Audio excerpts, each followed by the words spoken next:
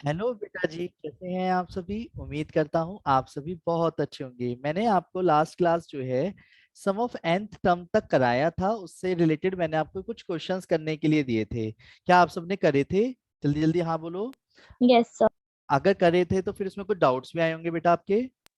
Yes sir. तो जो doubts आए हैं, क्या वो डाउट्स नंबर मुझे बताओगे आप सब? और एक बार मैं रिवीजन भी करा दूंगा जिससे कि हमारी क्लास कनेक्ट हो सके, ठीक है। चलिए, तो पीडीएफ आप सभी के सामने ओपन हो चुकी है, जो क्वेश्चंस मैंने कराए थे वो। और आज की क्लास में हम अर्थमेटिक प्रोग्रेशन से रिलेटेड जो अर्थमेटिक मीन होता है वो भी सीखेंगे। ठीक है, यानी कि कंप्लीट कंटेंट पूरा हो जाएगा। इसके बाद आपको अपनी अपनी बुक से सभी को सीक्वेंस एंड सीरीज की अर्थमेटिक प्रोग्रेशन के अकॉर्डिंग 9.2 एक्सरसाइज कंप्लीट करनी है, ठीक है बेटा।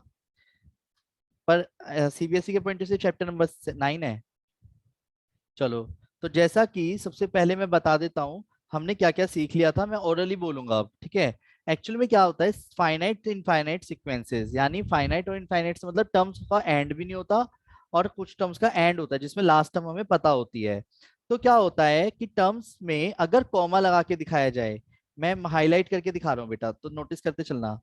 अगर टर्म्स में कॉमा लगा दिया जाए तो उसे क्या बोलते हैं, सीक्वेंस। पर अगर टर्म्स के बीच में प्लस लगा दिया जाए तो उसे क्या बोलते हैं, सीरीज। दिख रहा है। और nth टर्म को जनरल टर्म के नाम से भी जाना जाता है, किसको, nth टर्म को। जैसे टू an होता है ना, an को tn nth टर्म जिसे बोलते हैं तो उसे बोलते हैं एक तरह से जनरल टर्म। क्या बोलते हैं, जनरल टर्म। क्लियर है, बोलो हाँ। फिर हमने बात करी थी कि सीक्वेंस इन सीरीज में तीन तरीके की प्रोग्रेशंस के बारे में हम जानेंगे, जिसमें सबसे पहले प्रोग्रेशन की बात आती है अर्थमेटिक प्रोग्रेशन, फिर geometric progression, harmonic progression. Arithmetic progression में एपी, एपी का मतलब क्या बताया था, बताओ बताओ बताओ। एपी का मतलब था डिफरेंस सेम होता है, यानी कॉमन डिफरेंस होता है। कॉमन डिफरेंस होता है। जैसे इस वाले सीक्वेंस में ध्यान से देखो, डी कितना है, डी निकालने के लिए क्या करोगे हमेशा, second term minus first term करोगे। तो 6 - 2 करो, क्या आया। 4 और 4 10 - 6 करो, क्या आया। 4 तो यानी इसका कॉमन डिफरेंस क्या हो गया, सेम सेम, यानी 4 4। ये क्लियर है। दोबारा से, दूसरी वाली सीरीज में भी डिफरेंस कितना है, -5 का। डन। तो कॉमन डिफरेंस कितना है, -5 का। और तीसरे वाले में डी का। क्लियर है, बोलो हाँ। फिर बात आती यस। है, इससे एक छोटी सी चीज निकल के आई। अगर मैं आपसे किसी क्वेश्चन में बोलता हूँ if A B and C are in AP, तो सोचो एपी है, अगर मैंने बोला ये एपी है, तो एपी होने की वजह से बेनिफिट क्या हुआ, ये बताओ। बेनिफिट कि बीच सर, वाला, इनके बीच का डिफरेंस सेम होगा। है ना। तो यानी B - A जो करूंगा वो किसके बराबर होगा, C minus B. T minus B. तो B को अगर लेफ्ट हैंड साइड लाऊंगा तो 2B हो जाएगा, यस और सर, ए A को अगर प्लस सी। राइट हैंड साइड ले आऊंगा तो A ए प्लस सी हो प्लस। गया। यानी अगर किसी चीज को मुझे AP चेक करना है तो हम क्या कर सकते हैं, बीच वाले का डबल पहले और लास्ट वाले के सम के बराबर कर सकते हैं। तो इसे याद रखना हमेशा, ये बहुत मेन कॉन्सेप्ट है कि twice of the middle term is the sum of the extreme. समझ आ रहा है, अगर three quantities are in AP हो, ठीक है। चलो, मैं बताना चाहूंगा इसके ऊपर दो तीन क्वेश्चंस करते हैं जरा पहले, उसके बाद आगे बढ़ूंगा। फिर सम के ऊपर जो मैंने क्वेश्चंस कराए थे उसके डाउट्स लूंगा। पहले समझना, अगर मान लो किसी क्वेश्चन में आपसे बोला गया चेक करना है, पहले मैं आपसे दो तीन क्वेश्चन पूछूंगा, फटाफट चेक करने का तरीका समझना कि कैसे हम एपी चेक करेंगे। 258 या क्या ये एपी है, तो पता है क्या करो, बीच वाले का डबल पहले और लास्ट वाले के सम के आना चाहिए। तो क्या बीच वाले का डबल पहले और लास्ट वाले के सम के बराबर आ रहा है। Yes sir. यस दोबारा सर। से, 369 क्या ये एपी है। Yes sir. Yes sir. 4812 क्या ये एपी है। Yes sir. Yes sir. Okay, fourth. और वो आपसे ऑप्शन में ऐसे बोलेगा कौन एपी नहीं है, ठीक है। तो कौन एपी नहीं है इन चारों में, तब फोर्थ ये भी वाला है सर ये। तीसरा वाला। फोर्थ। फोर्थ वाला क्यों नहीं है, क्योंकि सर बीच क्योंकि वाले का कॉमन सर डबल, क्योंकि डिफरेंस है। बीच वाले का डबल पहले और लास्ट वाले के सम के बराबर नहीं है। समझ गए, यानी डिफरेंस भी सेम नहीं है। ये भी क्लियर है। पर अगर मैं आपसे क्वेश्चन में कहता हूं, एक छोटा सा क्वेश्चन समझना, इफ 2k+3, 5k - 7 और 4k+9 are in AP, then find the value of k। तो देखो क्वेश्चन ना इजी है। अब इसमें बस एक चीज याद रखना, तीन टर्म्स एपी है ना, ये तीन टर्म्स दिख रही है ना, पहली यस टर्म, सर। दूसरी यस टर्म, सर। तीसरी टर्म। अब तीनों टर्म्स एपी हैं, तो एपी के केस में या तो second term minus first term is equal to third minus second करूं, या फिर डायरेक्ट करो। डायरेक्ट करो, सर डायरेक्ट क्या होगा? डायरेक्ट क्या होगा? बीच वाले का सर डबल, बीच वाले को मल्टीप्लाई कर दो 2 बीच से और वाले का फिर डबल, लास्ट टर्म से पहले हाँ वाले, पहले वाले और लास्ट वाले को सम के बराबर होगा। क्लियर है? बोलो हाँ। यस सर 5 टू जा 10 के, 7 टू जा 14, 2 के प्लस के, 4 के प्लस के 12, और 10 के माइनस के 6 के इज इक्वल टू 14 प्लस के 12, 4 के इज इक्वल टू 16, के इज इक्वल टू कितना आ गया?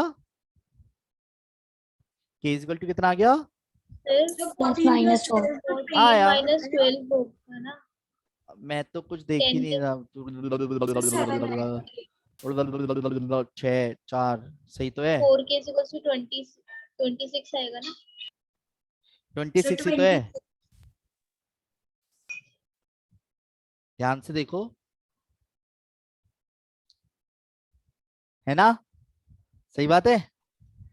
यस हाँ, अब बात करते हैं इसी में सम की। सम से पहले थोड़ा सा एक कॉन्सेप्ट बताना चाहूंगा, अर्थमेटिक प्रोग्रेशन, जिसको मैं सिखाने के बाद फिर सम वाले क्वेश्चन आपके डाउट्स लूंगा, ठीक है? अब देखो, arithmetic, arithmetic mean, arithmetic mean, mean मतलब होता है एवरेज, बीच की वैल्यू, एवरेज भी बोलते हैं मीन को, अर्थमेटिक मीन। पर अभी वेट करते हैं, अर्थमेटिक मीन को एएम बोलेंगे। अगर मैं आपसे कहता हूं कॉन्सेप्ट के पॉइंट से, arithmetic mean between, arithmetic mean between A and B solve करना है, तो अर्थमेटिक मीन क्या हो गया? मान लो अर्थमेटिक मीन एक्स है सपोज, तो ए और बी के बीच में एक्स हो गया, यानी तो ये क्या बनाएगा? Are in AP, arithmetic progression. तो बताओ इससे यस क्या सर सॉल्व होगा, क्या होगा? फॉर्मूला बनाओ, सर क्या कर 2x सकते हो? Equals to a plus b very good, sir 2x equal to A plus B. the x equals to a plus b upon 2 और x किसके बराबर है यानी? बोलो बोलो, x किसके a बराबर है plus यानी? b तो यानी कि a plus b arithmetic mean between A and B हमेशा क्या होगा? a plus B divide by 2। Arithmetic mean between A and B क्या होगा? बोलो, a plus B divide by 2। Example के तौर पे अगर मैं आपसे कहता हूं इफ, मतलब फाइंड करो, find the arithmetic mean, find the arithmetic mean between 2 and 12, तो क्या आंसर आएगा? 7 पक्का? बहुत जल्दी सर बताया नहीं भाई, वेरी गुड। दूसरा पॉइंट, नहीं दीदी 7 ही आएगा। Find the arithmetic mean, arithmetic mean between 12 and 48, जल्दी बोलो क्या आएगा? सर 30 30 पक्का? yes sir yes sir yes sir okay, कुछ क्वेश्चंस तो भी बाद में ना इसमें टिपिकल करेगा, पर पहले बेसिक कॉन्सेप्ट समझ रहे हैं हम अर्थमेटिक मीन का।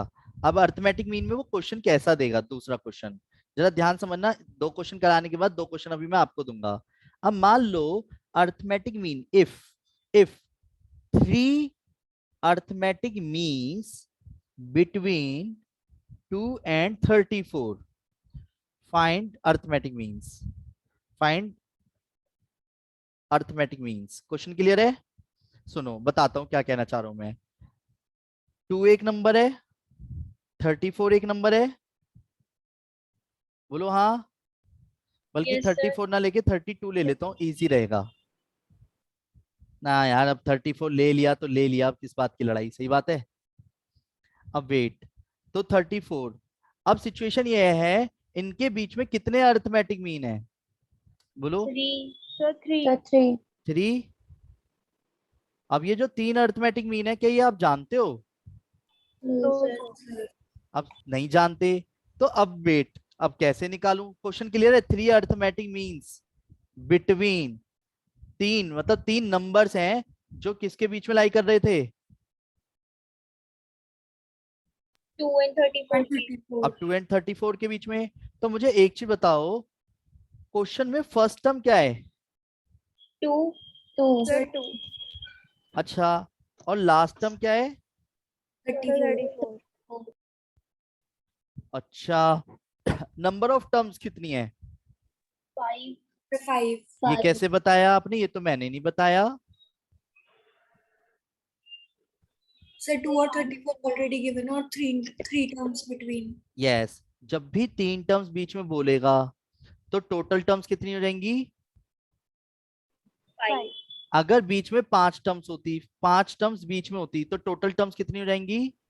7. अगर बीच में टोटल 10 टर्म्स होंगी तो टोटल टर्म्स कितनी हो जाएंगी? 12. अच्छा, अगर 20 टर्म्स बीच में होंगी तो टोटल टर्म्स कितनी हो जाएंगी? 22. 22। यानी कि अकॉर्डिंग टू क्वेश्चन अगर मैं आप सभी से कहता हूं कि ए पता है, एन पता है, एन पता है, तो एक चीज बताओ, अगर डी पता चल जाता तो मैं खुद ही नहीं निकालता था अगली टर्म्स। सही बात है ना? Yes. पर वेट, उसी डी के लिए मेहनत करनी है। तो ए एन का फॉर्मूला क्या होता है एपी में? nth टर्म का फॉर्मूला ए प्लस n-1 into d. अरे वाह, तो 34 इज इक्वल टू यहाँ पे क्या आएगा? 2 plus 2 plus 5 minus 1 into D. 32 is equal to कितना रहेगा? 4d, और डी की वैल्यू कितना रहेगी? 8। डन। तो यानी कि yes. अगर मैं इसको कहता हूँ first arithmetic mean, second arithmetic mean, third arithmetic mean, first arithmetic mean second term के बराबर है अगर नोटिस किया जाए तो, यानी a प्लस डी। तो a प्लस डी यानी 2 प्लस 8। आंसर क्या आ गया? Arithmetic mean first 10। तो 8. सेकंड अरिथमेटिक मीन किसके बराबर आ जाएगा?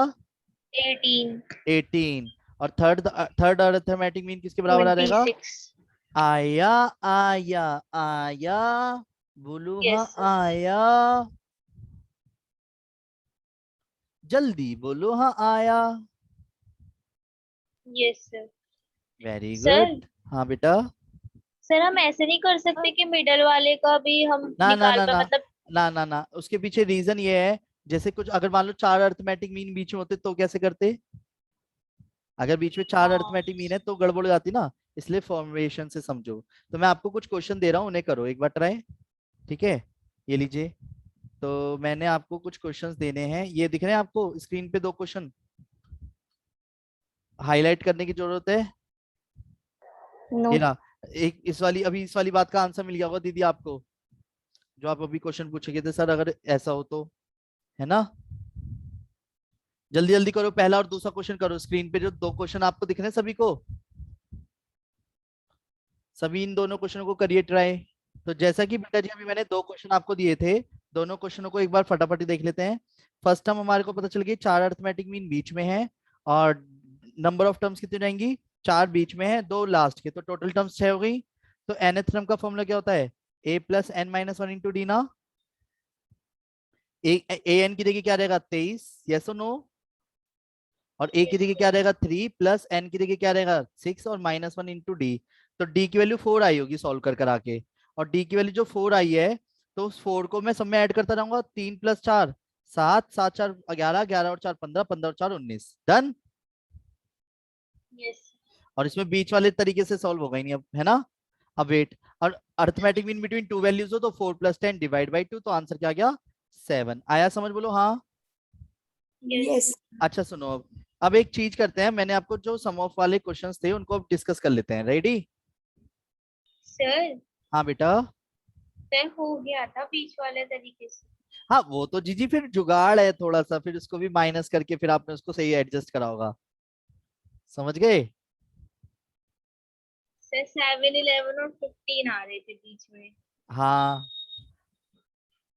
Sir 2 into 11 is equals to 15 plus 7. चलो, अब ये वाले करो दीदी। अब Yes. इसमें एक चीज बताओ, फर्स्ट क्वेश्चन हो गया, Yes, sir. सेकंड क्वेश्चन हो गया था, Yes, sir. थर्ड क्वेश्चन हो गया था, Yes, sir.